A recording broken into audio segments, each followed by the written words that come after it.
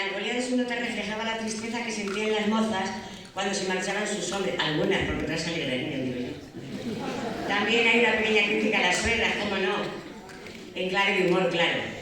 Y el estribillo se conserva todavía en Castúo, en el idioma de los labradores de la Baja Extremadura. Y se titula así, Jota del Guindo.